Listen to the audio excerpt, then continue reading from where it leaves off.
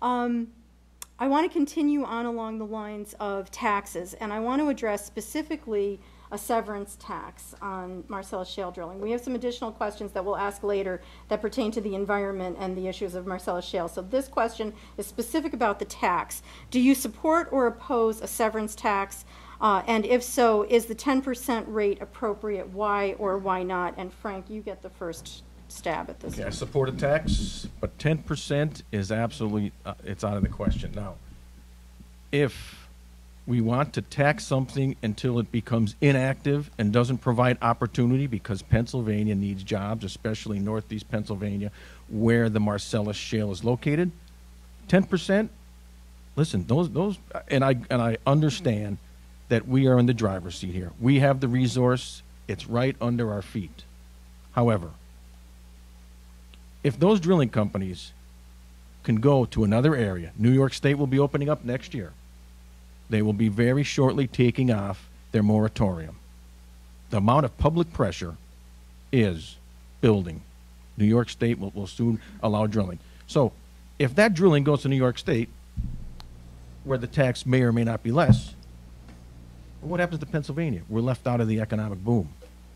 With 10.4% unemployment in northeast Pennsylvania, will that tax, 10%, stifle growth? Absolutely. I've looked at 6.5%, 5.5%, states where the drilling already exists, because we don't have to reinvent the wheel.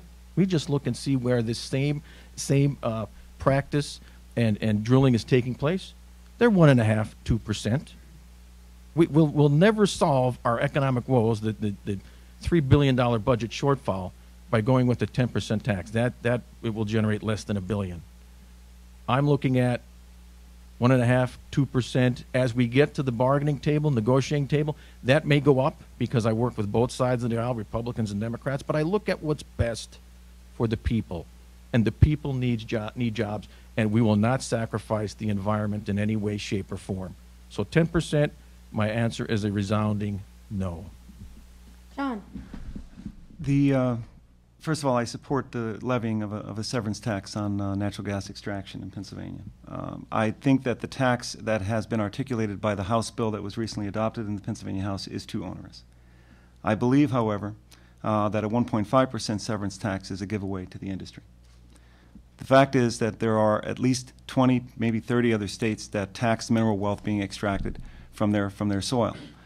So we should try to find a competitive rate that allows us to be reassured about the operations here where the resource exists. And the West Virginia model, in my opinion, is a good one. To Frank's point about New York, it would be, in my estimation, a good idea for the Commonwealth to be mindful of the competitive environment and the mobility of the business across the footprint of Marcellus, in the hopes that we wouldn't have a circumstance where the businesses migrate to West Virginia or migrate to New York and away from Pennsylvania if they're going to exploit this resource. My feeling about it is that the West Virginia model represents a good one, which is, I believe, if you did the math on it, about a 5 or 6% tax. Frank, any rebuttal on that? No? Okay. We're going to continue on along the line of taxes. John, the question to you, do you think the current system of taxation in Pennsylvania is fair? What changes, if any, would you recommend? Is the tax fair? I think the personal income tax being one of the simplest and most reasonable. In fact, I think it's maybe the second or third lowest tax in the nation. Is fair, is good. It helps not only personal income tax payers, but it also helps corporations that are small businesses, that are S corps, that pay at that rate. The corporate net income tax at 9.9% is not fair. And not only is it not fair in terms of its amount, but it is not fair in the way it is levied. The fact that a lot of corporations in Pennsylvania can avoid paying it by setting up holding companies in Pennsylvania, I think it puts a disproportionate share of the burden of revenue on other taxing sources, namely sales tax or the PIT.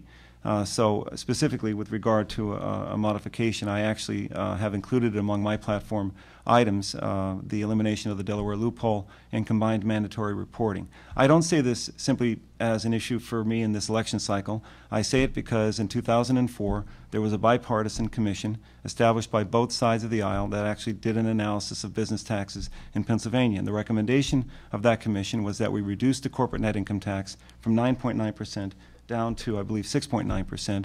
And in so doing, again, that would be the carrot, but the stick would be to require mandatory combined reporting so that corporations couldn't avoid paying a fair burden. So I think this is something that we should be looking at very carefully in tax fairness regarding corporate net income tax in particular. Okay, thank you. Frank? Oh, Pennsylvania is the 6th most populous state in the nation. We have a lot of people.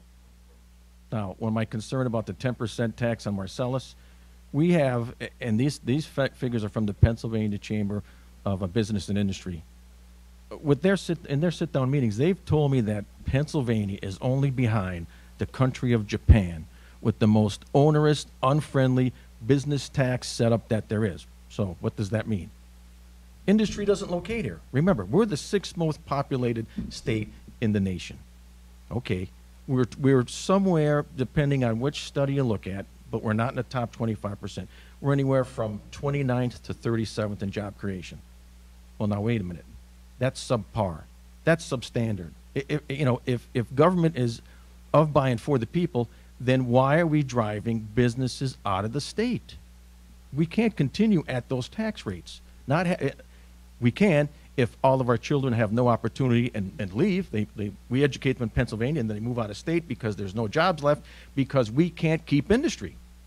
So not only do we have to compete on in a global economy, we have to compete with states that are in the South that don't have these tax burdens. And when it comes to unfair taxes, listen, property taxes that fund school districts and pensions on our senior citizens and working families.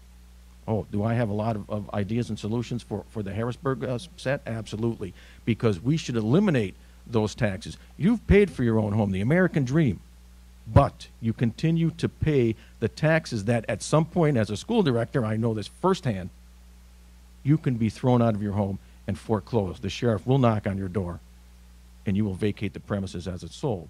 So taxes, one of my favorite subjects. I dwell on it all the time, and I tried to do the best job I could in the Old Ford School District. So, unfair. Thank you. John, anything to add?